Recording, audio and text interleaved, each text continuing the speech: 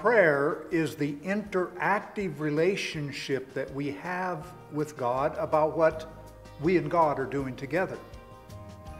Meditative prayer is, on our part, the listening side of that relationship. We're learning to be still. We're learning to be attentive. We're learning to hear God's voice in His wondrous, terrible, loving, all-embracing silence.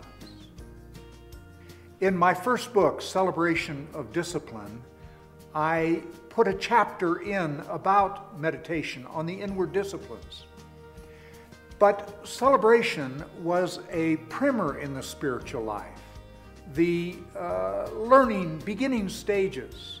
So with Sanctuary of the Soul, I'm able to fill out the whole idea of meditative prayer, what it means to descend with the mind into the heart, how we learn the sense of attentiveness to the Lord, a phrase that's often used by the old writers of beholding the Lord, and working with some of the problems, a wandering mind, all kinds of other issues. These are the kinds of things that I work with in Sanctuary of the Soul. In Sanctuary of the Soul, there are 3 sections entitled Entering the Experience. Now, that's on purpose. I wanted to have times when we can enter into this life for ourselves, not just reading. And so I tell a story that unpacks the teaching of the last 3 chapters out of my own experience. And the idea is that that can stimulate all of us to see that this is something that we can do, that it isn't just for spiritual gurus, it's for ordinary people, and the reader can enter into the experience for themselves. Protestant Christians, and particularly evangelicals, have tended to be cut off from this great Christian tradition of meditative prayer. But the resources are so wide, so broad, so rich.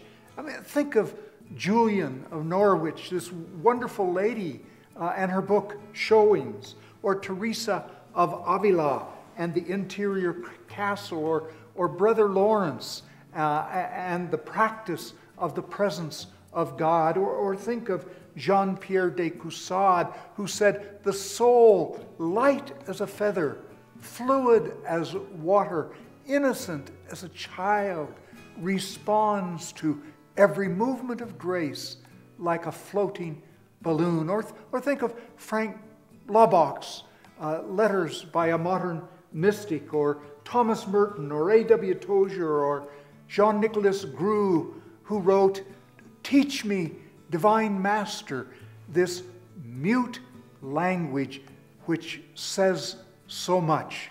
The resources are so rich, and I wanted to try to bring that to people in this book.